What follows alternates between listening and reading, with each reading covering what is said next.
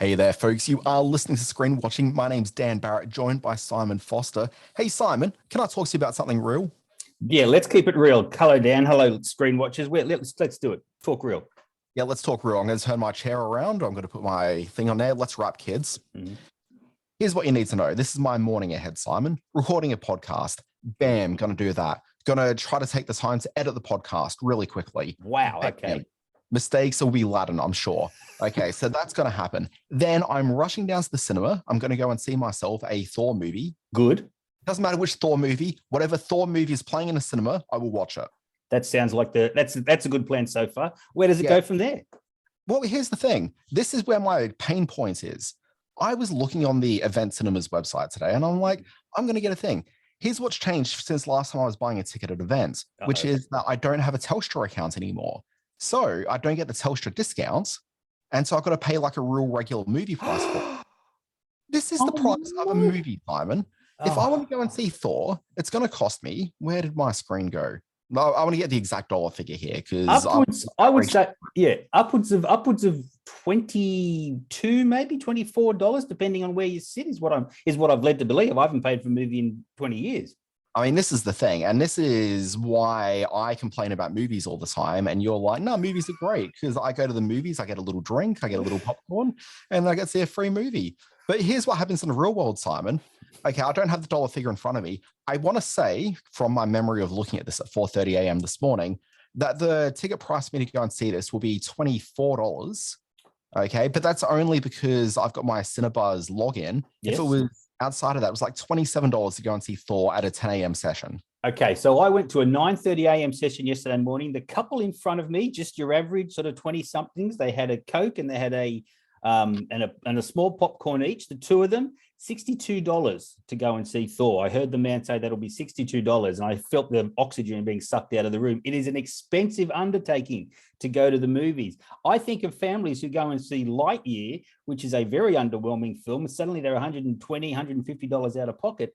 That's challenging. That is really challenging. So I feel for you, buddy. As a member of the Cinema Pioneers, I was welcomed into that group a couple of years ago. I pay a $2 charity gold coin donation when I go to see any movie, and I get in for Nick. So I feel for you, my man. I really do.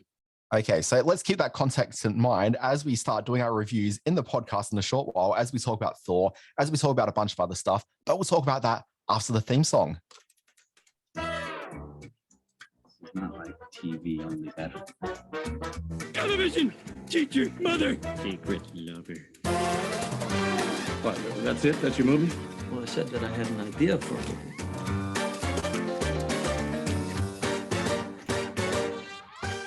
Folks, this is Screen Watching. My name is Dan Barrett, a guy who can't get to the media screening of The Black Phone and won't be spending $27 to sit in the cinema, so it will go unreviewed on this podcast by me.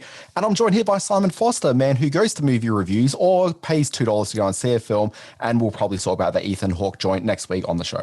I am planning to talk about the Ethan Hawke joint. The screening for that is on Monday evening here in Sydney. I'm a little bit torn.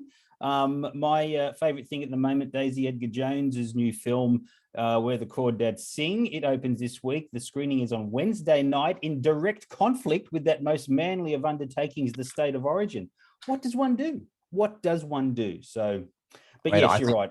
I feel the answer is pretty clear, but if you did insist on watching that football game as well, maybe you just go to the movies and pay your $2, Simon. Yeah, I might have to do that first thing the next morning, or watch the movie, avoid all the social media talk about the score from the game, and come home and watch it after I see the movie on Wednesday night. So, yeah, it's a good life I lead. Either way, I think I'll be waiting for that one on streaming. But Simon, we've got a packed show this week. We're going to talk about deaths, but also we're going to do some movie reviews and TV shows reviews, obviously. So in terms of TV, I'm going to talk about the new Apple TV Plus show called Blackbird. It's a good one. I'm also going to talk about the Undeclared War, which is a Channel 4 show from the UK, available here in Australia on Stan. You got some movies to talk about. Yeah, in limited release this week is Compartment No. 6, which was a Best Foreign Film Oscar nominee. I'm going to be chatting about that. And then a little art house film called Thor Love Thunder, which is in wide release as we speak, continuing the Thor legacy. You're Thor. I'm Thor. Anyway, yes, but it has been a sad week.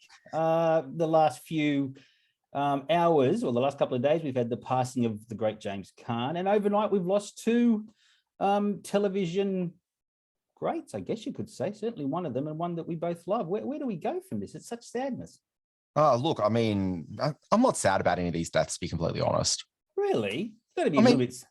I mean, no, James listen, Caan. James Caan's got a great legacy. He's left behind this amazing career. Sonny Corleone is what everyone's been talking about on the socials. That was the sort of the iconic performance, but so good in so many films. I actually loved it when he undercut his tough guy image in some of the comedies he did. The film Bottle Rocket is one of my favorite films. Just period. It's very funny. And Honeymoon in Vegas opposite Nicolas Cage and Sarah Jessica Parker is a great laugh, largely thanks to James Caan. So yeah, great actor, very sadly missed. Yeah, I have to say the comedy career of James Caan later in his life, like that actually really undercut my interest in James Caan generally. Oh, really? He was very good. Have you seen Bottle Rocket with Owen Wilson or the Wilson Boys? Very funny film. Of course I have. Yeah. But even so, like, I don't know, James Caan post, like, I don't know, we'll say 1985. Zero interest. Oh, wow. Tough call. Tough call. Yeah. Then we also watched the F Troop star Larry Storch. Look it up, kids. But he was he has been a sort of TV staple for many, many years. He was part of the F Troop Brigade on the classic TV series. And he was the original Ghostbuster. And by that, I mean, he starred with Claude Akins in the original TV show called Ghostbusters, almost right up until the launch of the Bill Murray film in 1984. They were fighting with the television production company. Sorry, can I drop some facts into this? Yeah, okay, let's hear it. Okay. So in the 1970s, there was a very short-lived TV series called The Ghostbusters. Yes, there was. The aforementioned Larry Storch. And the gorilla. Yep. So it wasn't long running at all. It had certainly been well and truly cancelled by the time 1984 came around with the Ghostbusters movie. Now that movie made a mozza, obviously. So like, well, we want to do a kids cartoon. So when they went to do the kids cartoon, they went to call it Ghostbusters. But lo and behold, there was already this live action Ghostbusters show back in the day. Yeah. And as a result, they had to call it The Real Ghostbusters. But you may remember on the ABC, my fellow kids, there was a show called Ghostbusters, which I used to watch regularly thinking, oh, this is going to be the Ghostbusters from the movie that we all know and love. And instead it was this other thing with like a monkey and there was a haunted house. It was an entirely different beast of a show. Crazy, crazy stuff. And then just overnight, we learned that star of Electric Dreams, which for some reason isn't mentioned in the Variety obituary, Lenny Van Dolen has died. And if you don't know the name, you will know the actor. Twin Peaks fans will know him. And, you know, any teenager from the 80s will remember Electric Dreams. So that's very sad. He was a very young 60-ish, 63, I want to say. Look, I wasn't a teenager in the 80s, but I do have very fond Electric Dreams VHS experience. And so that's a little bit sad to hear, but like, I wouldn't say I'm devastated by any of these, to be completely honest. God, you're a hard man. These early morning pre-records, they bring out a chilly frostiness about you, my friend. But like the reality is, like, neither three of them really had like a huge impact on my screen watching. Like, I can't think of a performance of theirs that outside of Lenny Van Dolen and Electric Dreams that actually means anything to me. And I can't say that's the most meaningful of performances. You kind of could have put anyone against Virginia Madsen and it probably would have been okay. You weren't you don't weigh in on the whole Godfather greatest movie ever, James Caan as Sonny Corleone argument? It's one of the iconic characters. I don't think either of those films are the greatest movies ever made. I have fondness for both, but sorry, was there a third one? I don't remember. There was a third one.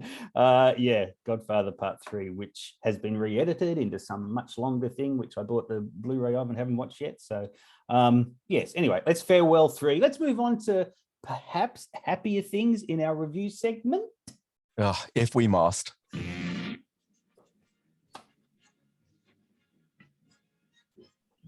It stinks. Okay, Simon, I want to start with some TV, which won't cost me $27 at the cinema to see. We're going to talk about Blackbird on Apple TV+. We're going to play ourselves a little clip because I couldn't load it in just yet. Apple TV Plus this weekend has a new show on its service called Blackbird.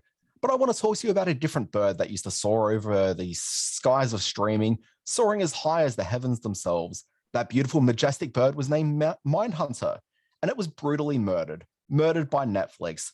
Oh, we know who the killer was on that one, and we know why they did it. It was for the simple crime of not having enough people watching something that was routinely one of the greatest shows ever made. Those monsters. Blackbird, it's not Mindhunter, but it has a very similar wingspan, and boy, oh boy, is this one also majestic in flight. Blackbird is inspired by the true story of a convicted drug smuggler, a guy named Jimmy Keene, who's offered to have his sentence overturned in exchange for coaxing a confession out of a suspected serial killer named Larry Hall. The cops want to know where he buried all the bodies of his victims, all young women. Now, the key creative behind this is crime writer Dennis Lehane, whose books have been adapted into films that you've known and loved, like Mystic River, Gone Baby Gone, and Shutter Island. I'm not sure about the love on Shutter Island, but people certainly saw that movie. Look, Lehane's been working as a for-hire screenwriter as well on adaptations of his own work, and also series like The Outsider, Mr. Mercedes, and The Wire. So you're in very good hands with Lehane, who provides a lot of substance to what might otherwise feel like very well-trod territory with a plot such as it is. He's paired well here with Dutch filmmaker Mikhail R. Roskum, who does a great job at mining the tension out of what are mostly very low-key performances. Taron Egerton stars in this as Keene, and while he's mostly okay in this, I don't find him as charming as the show suggests that he is. His performance and hairstyle seems to be completely aping the Tom Holland performance from the terrible Uncharted movie, and almost distractingly so. You've got the late Ray Liotta, who features in this in one of his final roles. He plays Keene's father. Greg Kinnear's in this. He's especially strong as a detective who initially linked Hall to the killings. And then you got Paul Walter Hauser as the killer Larry Hall. Hauser, who's primarily a comedic performer, rose to prominence in a titular dramatic role in the rather good Clint Eastwood film Richard Jewell, and he's very good in this program as well. This is a show that thrives on mood, texture, and believable down-key performances. It delivers them all really nicely. There's no reinventing of the wheel here, but if you're looking for a good adult crime drama in the vein of a show like Mindhunter, this show doesn't quite match the sophistication of that drama, but it's a damn fine proxy. Simon. Sounds good. Sounds very good. I thought you were going to give it The Bird in that build up to it, but Blackbird sounds like one of the films, one of the TV shows to watch going forward. It's on Apple TV Plus as we speak. I took a very sideways turn from Blackbird and went and saw Thor Love and Thunder through the week. Okay, play a little clip. A little bit of a backstory to my screening of Thor Love and Thunder. I decided to get up to date with all things Marvel the night before I saw this movie and watched Doctor Strange 2 in the Multiverse of Madness. I had not seen it at the movie, so I decided to catch up on Disney Plus. One of the worst films I've ever seen, certainly the worst film of the year, impenetrably convoluted and some of the most awful acting. So going into Thor at 9:30 a.m. the next morning, I was thinking, do I need any more Marvel in my life? I am very surprised to say that with Thor Love and Thunder, I don't mind this little bit of Marvel in my life. This is exactly how these sort of movies should be made. It starts with a very cleverly set up piece that provides all the motivation you need to know about our villain, played by Christian Bale, the God Murderer, or the God Killer, I think the God Murderer.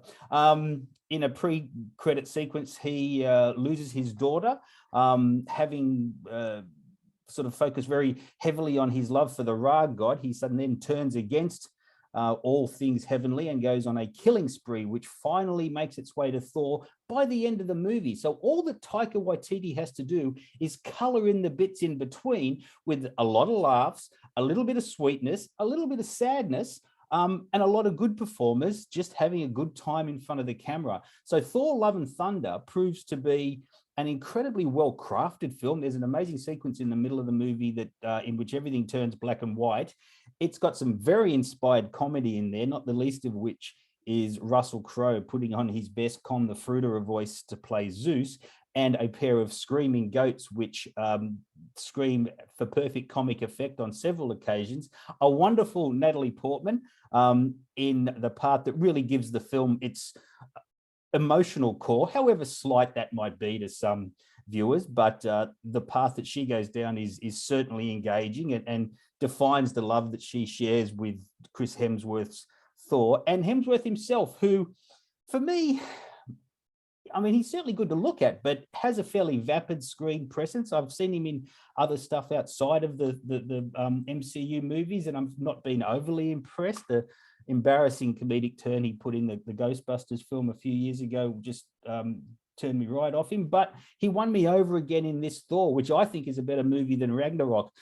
Also, the sort of ace in the hole is Tessa Thompson as the Valkyrie warrior that's always around in all these Thor adventures. She has some wonderful moments, both with Hemsworth and with Portman, and in a general action sense as well. So Taika Waititi has performed exactly what he had to do. He's done this big, colorful, funny, and engaging enough MCU film that's, I think, one of the better ones that they've done. So Thor Love and Thunder's in very wide release. I can't go too deep on the review because the movie itself isn't particularly deep. It's just a good time.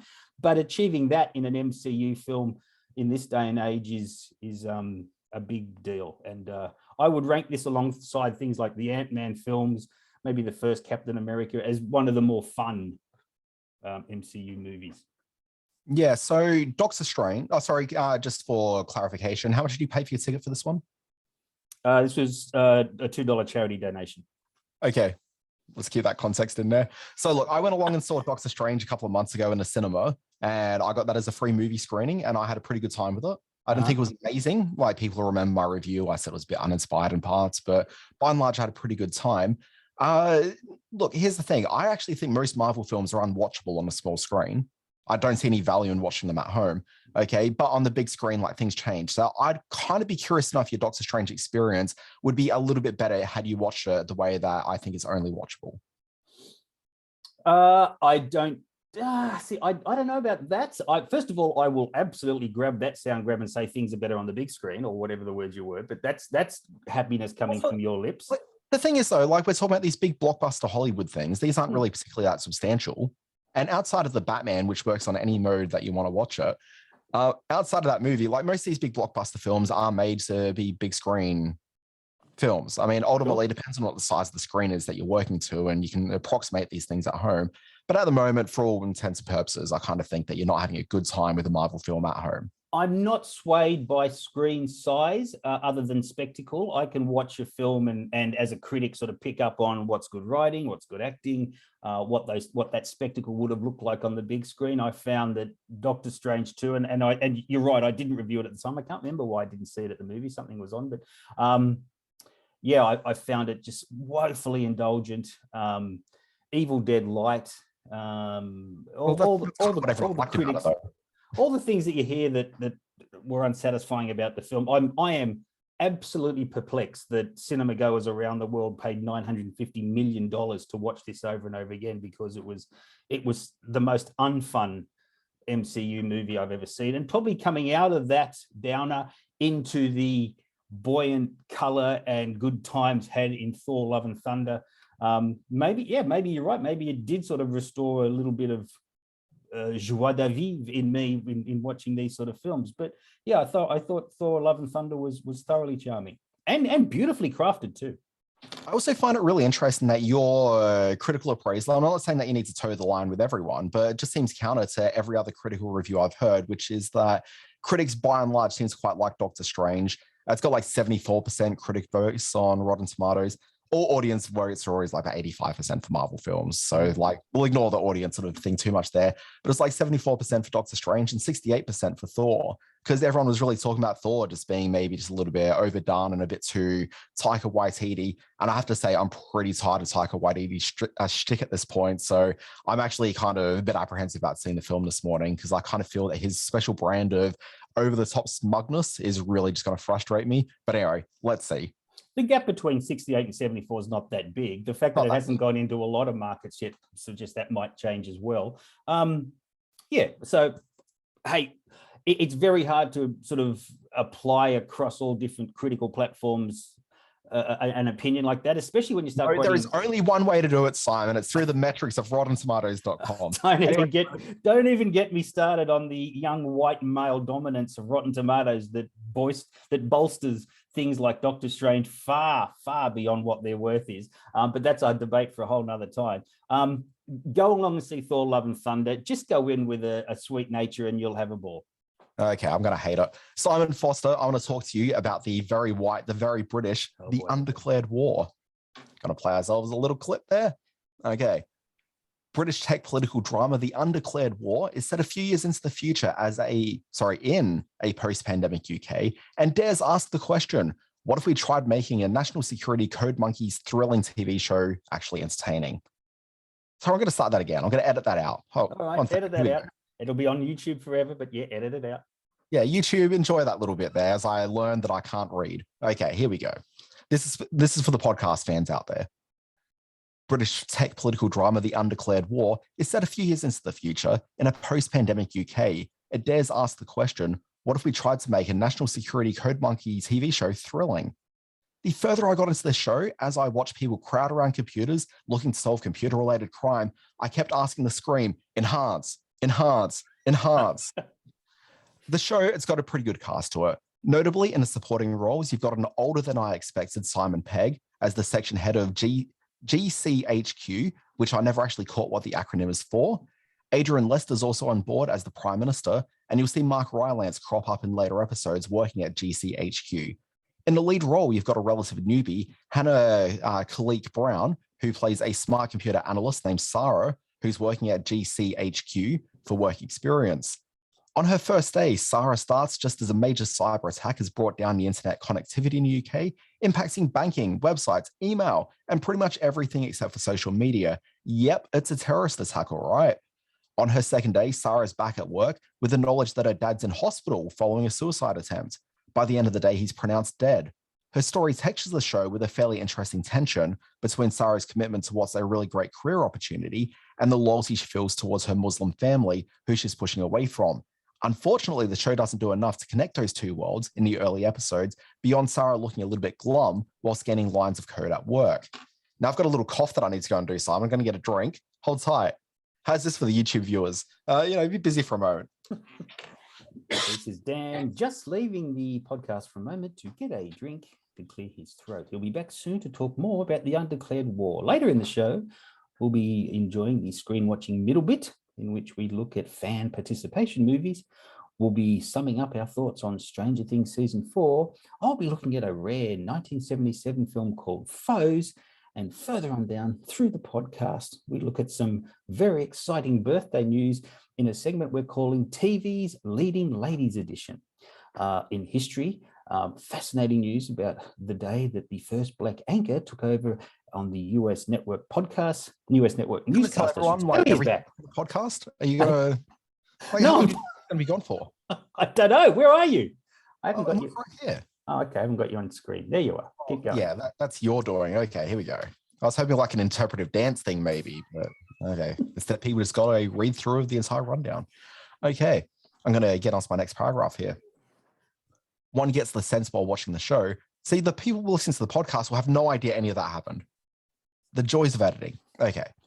One gets the sense that watching the show that creator and director Peter Kaminsky, best known for Wolf Hall, has spent considerable time researching the world of the Undeclared War and thinking through the stakes, the strategies, and just gaming the whole thing out plot-wise to be as realistic and as probable as possible.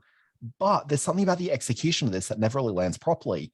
It's as though the show's taken great effort to make this as comprehensive as possible to the audience, but it's savagely dumbed down it all too far. There's these terrible sequences of Sarah doing computer code stuff, but visualized on screen with Sarah walking through unexpected rooms and spaces to find answers as she gets deeper into the code. And then there's strange plot choices like having Simon Pegg's character take Sarah to a high-level stakeholder meeting with the Prime Minister, where all the men in suits sit around and applaud her work, like applauding the work experience kid for finding some hidden code. That sort of nonsense doesn't happen. Sure, Peg might invite her along to sit in on the meeting, but at no point would he ever highlight an individual team member's work, because those meetings are not there to support individual achievement, and nobody cares. They just want status reports and plans to put in place off the back of said reporting. The dialogue and plotting is all about 25% sillier than it should be. This is a show that's aimed very high and just missed the mark completely. But I will say this, something I think the show captures really well is the idea that the very white, very male team of coders are following processes and all adhering to the structure of their jobs. I'm really tired of shows and movies where you've got rooms like this where there's always 1 to 2 genius computer guys in a team, usually wearing some sort of wacky shirt, who are regularly able to go rogue and solve all the high-level computer problems. Instead, this is a team of boring-looking guys all sitting there in work regulation tucked-in shirts, following the jobs they've been tasked with, getting frustrated at forced overtime, and annoyed at having to look after a work experience kid who shows them all up after finding code in a section that they've all been trained to overlook. And all of that speaks to a show that spent a lot of time considering the world of these characters. It's just a shame that the show never works out how to mine any drama realistically out of that. Simon. That's a fine review. I weighed in on the first 2 episodes of this knowing that you were going to chat about it, and I kind of agree with you 100%. It is a show that I did text you overnight or yesterday sometime and say that this is the Undeclared War shows why I'll never work in the office again, because every young white male in the gives a performance that I just want to punch in the face. And you make a good point. Yes, that's how they have to be in this work setting. So that's the crucial element that maybe I didn't pick up on. I also agree, and I don't like to rag on the leading ladies too much, but I found her, you're right, she was very glum in much of those first 2 episodes. I'm assuming at the end of the second episode, she's developing this relationship, this friendship with Mark Rylance's character. And I'm hoping that brings her out of her shell a little bit, because she did go through that tragedy of her father's passing and the bullying that she gets to a certain degree that she gets in the workplace. So it's a tough role for her to pull off. And I don't know if she does it in those first couple of episodes particularly well. I think she's okay. It's just purely that the script isn't really there for her. So everything that the script sort of lets down everyone with, I think she kind of cops the bronze of a lot of that. Yeah. And all those points you make about the unbelievable plot beats, you're absolutely right about that meeting with the Prime Minister, why they would take a work experience girl into a high level emergency meeting like that is just preposterous. So yeah, this is a movie that, this is a TV series that, like you say, has high ambitions and creates a believable work environment that these people are all working, but then doesn't mind that too successfully. It's certainly in the 2 episodes I've seen. Maybe they'll turn around by the end. But a quality production, certainly a good looking show. Yeah. Look, I've seen more, and I can confirm it doesn't. Okay, good. All right, I'm going to give a very quick review for a film that's gone into limited release. It's called Compartment No. 6. Okay, a little clip. On we go. We pick up on the life of Laura, played by Saida Hala, as she's leaving her life in Moscow. She's in a relationship with a beautiful young lady, and has decided to go to Murmansk by train to view the petroglyphs, these 10,000-year-old rock etchings that she has a fascination in because of her study with archaeology. At the last minute, the girlfriend drops out, so she's got to share the train with Loya, played by Yuri Borisov, a fairly feisty Russian young man who on the first night gets totally plastered on vodka, as young Russian men occasionally do, and starts sort of acting inappropriately around her. As they travel on this train trip, they get into their own adventures. They start to form a kind of a friendship and draw out of each other the sadnesses in their life, but also create a different kind of happiness, a friendship that extends beyond gender, beyond their country origins. She's Finnish and he's Russian, and deals with life sort of aboard this train and at various remote locations that come across on their journey. The title is so misleading. Compartment No. 6 is obviously the room they share on the train, but it is actually this beautiful, expansive sort of widescreen vision of a film that takes in some of the most extraordinary countryside of this part of the world as they head towards the Arctic Circle and toward Murmansk.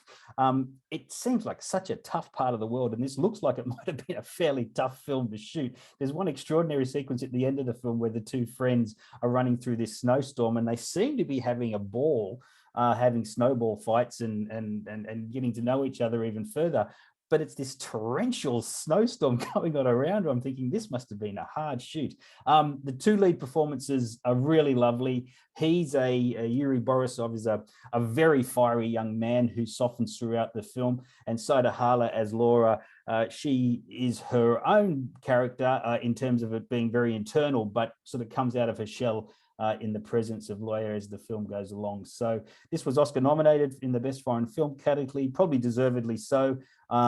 And it's a real actor's piece, but beautifully shot as well. A real warmth to the train sequences that contrast the very chilly outdoors. So it's called Compartment No. 6. If you're a fan of the foreign film market, this is definitely one of the ones to see this year. And Simon, what else is playing out there in the world of cinema? Just very quickly. That movie review you did. What was the price of the cigarette?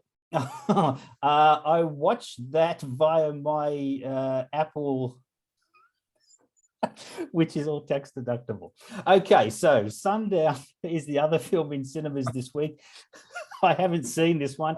It stars Charlotte Gainsbourg and Tim Roth as a very well-to-do British couple on vacation in Acapulco, whose trip is cut short due to a family emergency, and they have to rush home, setting in motion a whole lot of family tensions that allows Tim Roth to be thoroughly despicable, from what I understand. It's called Sundown. It's also in limited release.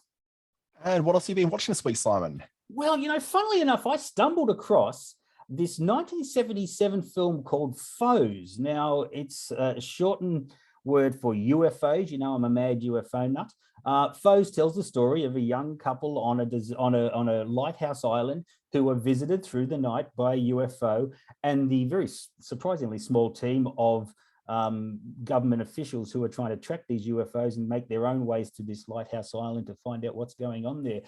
Shot for television, clearly shot in the wake of and commissioned in the wake of Close Encounters of the Third Kind back in the day. It's got that very mystical quality about it. A little bit rough around the edges. I did see this as a YouTube download.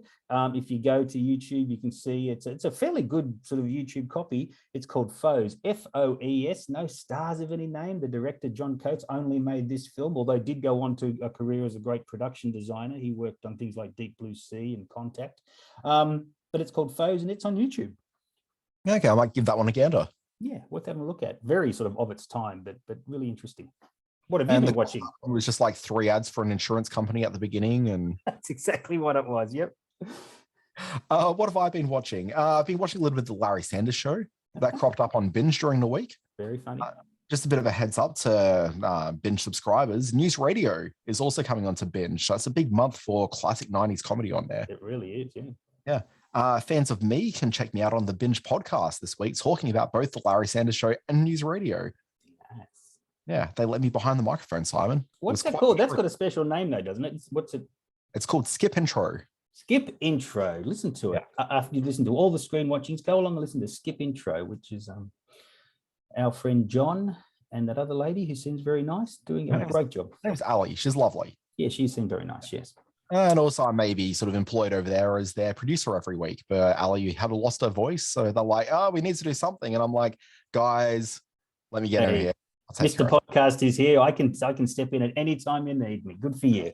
That's exactly it. So anyway, News Radio is cropping up there on the 13th, which that's a highly anticipated sought after title because it hasn't been available yet on streaming in Australia. So I think people will be excited about that one. But other things I've watched a lot of Sesame Street recently, Simon. Oh, just because you want to catch up for over the last 40 odd years, or you've actually got someone in the house who's starting to dig it? Funny you say that, because both. So little one in the house is very interested in all things puppets. So Sesame Street's become the go-to thing to put on TV to give her a 10-minute burst of TV and then get on. Try not to do too much TV with it. It's not good. But Sesame Street and puppets was always a winner. So have you seen any notable names, any sort of the stars that like making appearances on Sesame Street?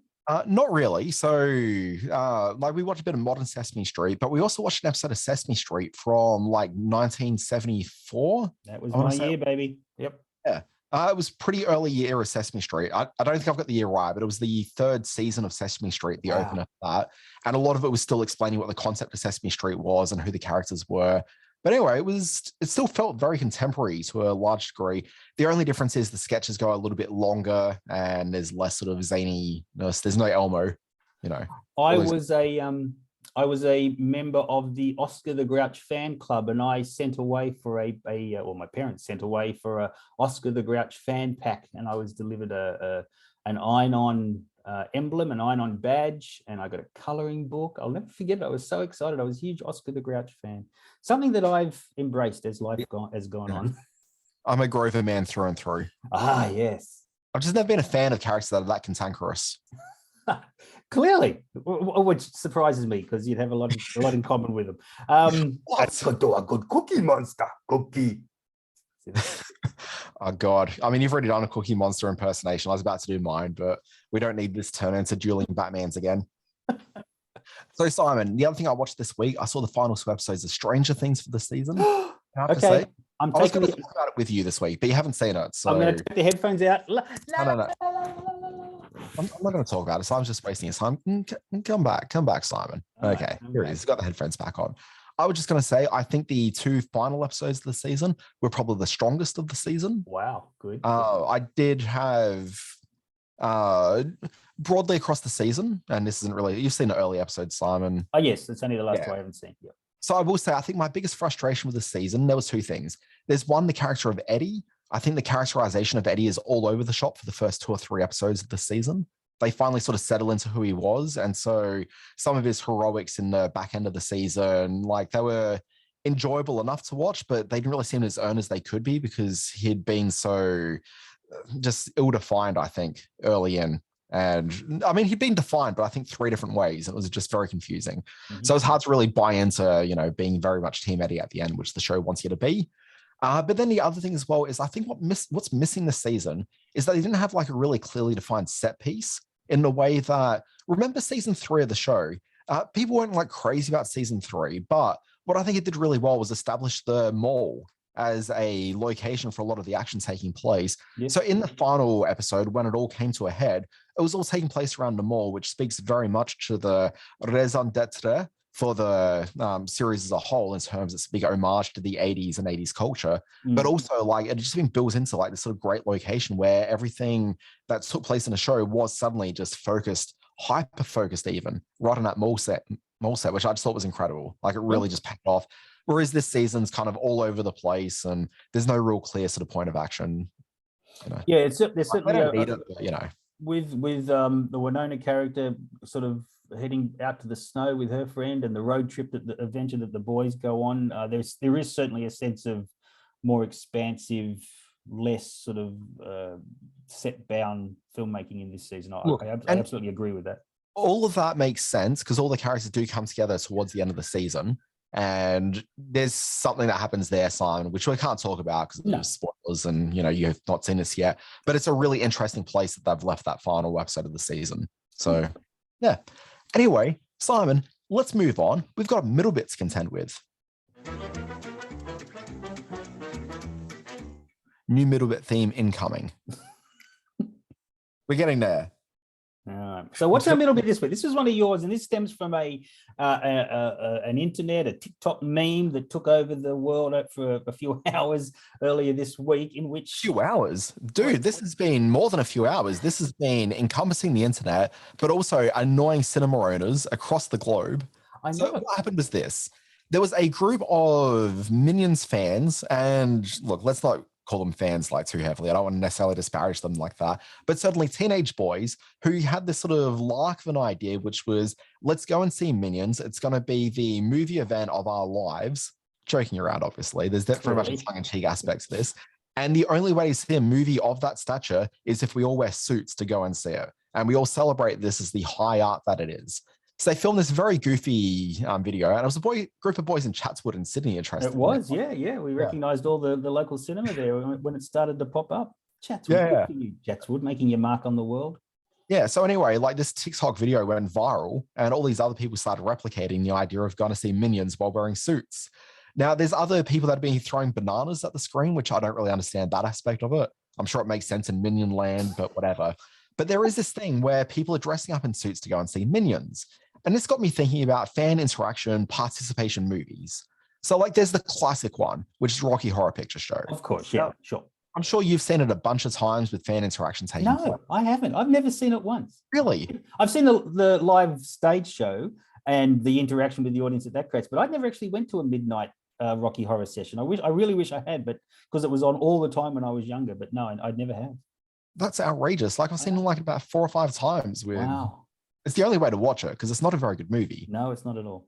That's probably another reason, which I have seen the movie. I going out at midnight and doing it with a whole bunch of people dressed in fishnets, and I was like, no, I'm not doing that.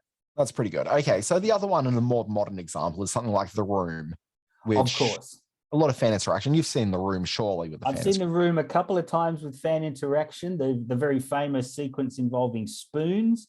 I went to a screening at the Sydney. It's not a sequence. It's all through the film. Anytime there's a painting in the background with a spoon, you throw a spoon. You throw a spoon. In fact, at the Sydney Underground Film Festival, they distributed handfuls of plastic spoons to people who were attending the screening. That is true. Yes. And it was very funny. Yeah, all the screens. There's also one with a oh, gee, I wish I could remember, and I should have done my research on this. But there's a picture of inside a. You might have to cut this bit out as well, but inside a picture frame that you got to react when you see the picture frame. I'm trying to remember, and my mind's going blank. But yeah, it's a fun experience, and once again, a terrible film, but at least a fun film to watch. You there? Hello. An amazing piece of cinema. I won't hear a bad word against it. Don't besmirch Mr. Tommy Wiseau. A little bit wonky right now, for the reason that it does every week when we record this. What's going on? Yes, you're a little bit wonky now, but there you're back. You're frozen, but you're almost back. Even able to hear this? Nope, you're gone. Who knows? Dan, you're frozen. Okay, Simon.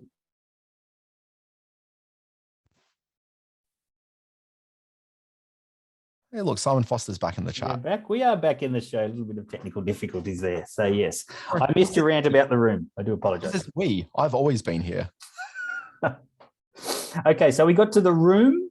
Well, we'll talk about the room, but we've finished with that. But yeah. I thought I'd pose the question: is there a film that you'd like to see a fan experience around?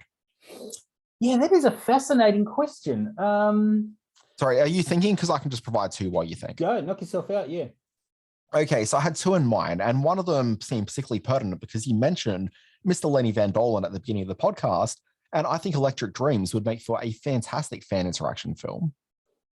What, people carrying their big 80s style laptop, home computers into the cinema? Well, yeah. There's lots of goofy things that take place within that film that I think there's just lots of opportunities to like really jump on board. Yeah. But the other film takes us all the way back to this glorious period called 1994, and a little film starring one Bruce Willis called Hudson Hawk. Oh, which you and I are fans of, but which was much decried. Now, how would you turn that into a fan experience? Oh, look, there's sequences where they're singing that song that I can't think of the name of right now. Would you like to swing on a star? That one. There's lots of opportunities for that. I think there's lots of people wearing stupid outfits where you can easily have people performing in front of the screen.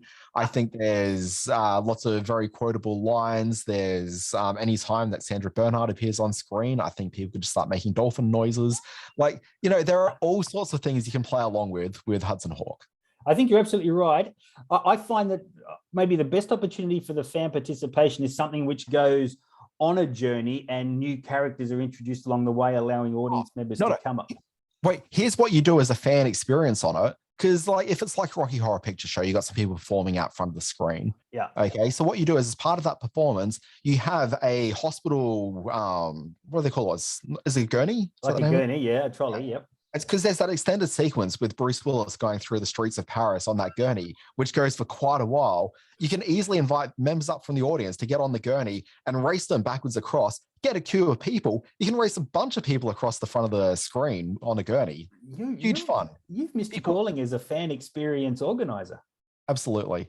Anyway, Simon, what about yourself? What have you come up? Okay, so for me, I think a great fan experience is one, maybe I would suggest, and it's just come to me and it's forming in my mind as we speak, which always makes for good podcasting. The never-ending story is a film. It's too good a movie to have a fan experience around. Look, I think it's a film that is beloved, and you could recreate the sequence of the horse drowning. That'd be fun. You're going to have an audience who are in tears. They're going to be walking out of there looking red-faced and just a mess of a person. That's perfect. That's beautiful. It impacts the whole generation. Here's what you want to do. If you want to really make it a true experience, you go into that theater, you watch the movie. When that sequence is on, when that horse gets into the mud and is eternally sad, you murder a horse in the cinema. Jeez. I think Hoyts have a very strict policy against animal side in their cinemas. This is why you go to like one of the more boutique cinemas around the place. 5-star cinemas in Brisbane, like they'll let you murder a horse. So what are the other great, obviously the Blues Brothers has been a fan experience. There was this whole thing a few years ago where they had sing-along sessions for Grease and for The Sound of Music and for the classic films. And I know there's a Moana, like a lot of the Disney stuff has sing-along sessions as well. So Yeah, look, fan participation things. You've got to be in the mood for it. If you go along to watch the movie for the first time and suddenly stumble into a fan experience, it can shit you no end, I promise you. Yeah, I'm sure. Hey, Simon, let's move on. Okay, there's a big and vast week ahead. How about we talk about the new and returning TV shows of the week? We've got Simon Foster. You do this every week. You're like, I'm going to put this TV show on there that's coming this week. But it's the thing that debuts on Friday next week. So we're going to talk about it on the show next week. So I won't have seen it. So for me, this is an upcoming show and one that I'm very excited about. But it's not about us having seen it. It's about the fact that you're saying watch this over the week that comes when you're talking into the next zoning period. Oh, this is why we need to start having production meetings. We had one in April 2021. Get a calendar, look at Friday and just say, I'm not going to do things from Friday onwards. That's what are we arguing about? I'm saying I started talking about the fact that Resident Evil, the TV series, is coming, but that's going to be next week's podcast. So it's silly talking about it as watcher because we're going to know. It's fine. All right. What else is coming to TV, the series this week? I don't know. I haven't actually looked this week. Oh, see, that's why I put it in there. Oh, my goodness. But that's not why you put it in there. You put through the wrong thing. You could have addressed the other things I was tardy on and didn't put it in there. Is this going to be edited out? This will be edited out. Well, I do control the edit, so of course. Now, Simon, there are some movies debuting and streaming this week. What's coming up? There is. Okay, 3 really interesting films that sort of caught my attention. On Netflix from July 13 is a docudrama, which are always interesting. It's called Hurts Like Hell. It goes inside the once revered, once very sort of put up on a pedestal sport of Muay Thai and how inspired by real events, that whole industry in Thailand has become taken over by seedy underworld figures. Hurts Like Hell sounds like a very interesting story, made in Thailand with Netflix money. So this is one of the sort of projects that has come about because Netflix are moving into different territories and engaging with filmmakers in different territories. Hurts Like Hell from July 13. Don't Make Me Go stars John Chow as a single father who has an inoperable brain tumor. So he has to go on a road trip with his teen daughter to find the mother who abandoned her years before and sort of teach both of them how to be caring for each other after he passes away. Sounds very sad. John Cho, as I mentioned, Kaya Scodelario also stars in that movie on Amazon Prime from July 15. And for the kids out there, Zombies 3 on Disney Plus from July 15. All those of us who've loved the adventures of being a werewolf or a zombie or a human in the small town of Seabrook will see that piece shattered when extraterrestrial beings appear and try to take over some of the more friendlier aspects of living in the little town of Seabrook. That's called Zombies 3 on Disney Plus from July 15. Okay, what else have we got here, Simon? We've got some TV shows that are coming back. The 2 that I think are worth highlighting is What We Do in the Shadows, which is back for its 4th season, and also Bridge and Tunnel, which is a show that most people haven't watched. You can find it here in Australia on Stan. It's a show from Edward Burns, or is it Ed Burns? Ed Burns is his stage name. So the gentleman responsible for the Brothers McMullen and that. Yeah, that gentleman. So it's his TV show. The first season debuted last year, I think it was. It's pretty decent. It's not going to be for everyone, but I kind of liked it. It's talky vibe, but I kind of like his stuff. Mileage will definitely vary on him. Also, News Radio is dropping on Binge, which I think is the highlight for me, frankly. There's some special event screenings around the place in the cinema. One that I think is worth noting is there's a Jane Campion retrospective happening in Queensland at the Gallery of Modern Arts. Wow, going right back, I guess they'll show Sweetie and some of her earlier stuff as well. So that's all up there. Some of it in 35 mil. The Scandinavian Film Festival kicks off at Palace Cinemas nationwide. The opening night is Margrethe, Queen of the North, which is a big historical drama about Denmark's visionary ruler. That starts July 12 in Palace Cinemas and happening right now for the next couple of weeks in Perth, the Revelations Perth International Film Festival. Some really weird and wonderful stuff that festival always offers up. So if you're in Perth, get along to the Luna Cinemas and check out some crazy movies. This week in history. Wow, I couldn't care less. Okay. July 10, 1978, World News Tonight premiered on the ABC with Max Robinson. And he was the first black anchor on a US network newscast, which I think is interesting in itself. July 12, 1976, Family Feud, one of the most successful game shows of all time, debuts on ABC, hosted by Richard Dawson, who we know and love from Hogan's Heroes, and as one of the great sort of game show hosts of all time. Interesting fact, I've never seen Hogan's Heroes, but I've seen autofocus a bunch of times. Yeah, that was a wild and crazy time then, that's for sure. July 14, 1951. We got the first color telecast of a sporting event, and it was a horse race on CBS. I know you love your televised sport. And July 15, 2016, Stranger Things, a little show that has made a name for itself, debuted on Netflix all those years ago. God bless you. Yeah, big shout out to our YouTube viewing audience who've been watching me coughing. Oh, really? Have they? Through all of that. Good times. Hey, Simon, birthdays. No, not happy birthday. No, not that. Please, no, not happy birthday. Do you want to kick us off? Well, this is the TV's leading ladies edition of birthdays. I noticed when I was prepping there this week, some of the great TV leading ladies of the last half century are here on having a birthday this week. Sofia Vergara was born July 10, 1972, who we know and love from Modern Family. She is from Colombia. Man, I hate that show. July 11, it's not good. You are such a hater today. Why are you such a hater? These early morning pre-records, this is why you haven't had your jumbo juice yet. There's a lot of shit in the world, Simon, and we don't need to celebrate it. July 11, 1956, Cella Ward, the star of, what is Emerald Point NAS? Oh, it was a big, big show in the day. I'm not sure that's true. This is very good. Yeah. And The Fugitive, I guess that was the late 90s remake with Tim Daly. No, she was the wife who Harrison Ford didn't kill in the Fugitive movie. July 12, 1956, Mel Harris. I love Mel Harris. She was in 30-something, another show called Saints and Sinners, and she was cast opposite Jim Belushi in the film K-9 and went on to great things. And then we've got Simon, who's put some erroneous information in here, saying that on July 14, 1985, Phoebe Waller-Bridge, the star of Fleabag and apparently Broadchurch, was born. She was in Broadchurch? Oh, wait a sec. Was she one of the very small roles that was in it for like maybe about 3 minutes? I think she was one of the churches. I can't be sure. Yeah, I'm not really sure if any of that's true. Go on. This has been a wild and crazy ride, this podcast. Wow. Let's sign off. I don't know about wild. I'm not sure about crazy. But it's certainly been a podcast, I will confirm. Modern Family's just not a good show, Simon. It's a very funny folks. Thank you very much for listening to Screen Watching. My name is Dan Barrett. On Twitter, you can find me at the Dan Barrett. You can start my day with my dedicated newsletter, dedicated to disliking Modern Family. It's called Always Be Watching Anything But Modern Family. I'm not taking the bait. I am not taking the bait. We fought too much in this podcast. I'm not going to fight anymore. There's too much hate in the world.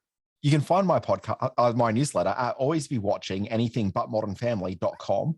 And it's got the big stories in TV, streaming, and film, but no stories about Modern Family. And on Friday, there's the Always Be streaming newsletter, which recounts every show except for Modern Family that's launched that very week. And thankfully, that show isn't launching anymore, so there's no need for that coverage. I'm on the Twitter at Simon R. Foster1. You can read my words over at Screenspace. That's screen-space.net. The Screen Watching Facebook page this week, we had some new trailers up there for the new adaptation of Tim Winton's film Blueback, and this wild trailer for Amsterdam, the new David O. Russell film, which has got a huge cast. You can see that on our Facebook page at Screen Watching Podcast, and visit the Screen Watching YouTube channel. I did an interview through the week with the US-based Aussie film director Richard Gray. He's made a murder mystery western called Murder at Yellowstone City with Gabriel Byrne and Richard Dreyfuss, and I chatted to him through the week from his home in Montana. Look, if the new David O. Russell film could be half as entertaining as Mother, then, we're in for a treat. Mother? What's Mother? Was that not his film with, what's her name? It was that very sort of incomprehensible film where what's her name? The blonde lady that's in all of his films. David O. Russell, Jennifer Lawrence, called Enjoy. She was in Joy. They didn't make a film called Mother. Am I confusing the guy that she's been in a relationship with? Wasn't that David O. Russell, or is it? She might have been in a relationship with her, but they never made a film called Russell. They did Silver Linings Playbook. They did Joy together. Aronofsky was Mother. I'm going to edit that part out. Yeah, clearly. Hey, listen, for an unedited version of this podcast where you see Dan flip out totally, check out the YouTube channel. Or if you want a sanitized version, do listen to us on your Apple podcast. I was looking for something so humorously, just like shove off my desk, but I couldn't find anything. So hey, listen, what you need to do is go and see Thor, have a lovely, happy time, have a good time there, and come back with a smile on your dial, okay? Okay, look, we're going to edit that part out of the podcast. Here's how we're going to end it. We're going to go, Simon Foster, I've got to get out of here. I need to go and waste $25 on Thor. I can't believe I'm spending this money. This is what happens in the real world, Simon, away from critical land. People have to invest money only to be disappointed by terrible movies at the cinema. Anyway, folks, this has been Screen Watching. Thank you very much for listening. We'll be back next week. Bye, Simon. Bye, Dan. Enjoy.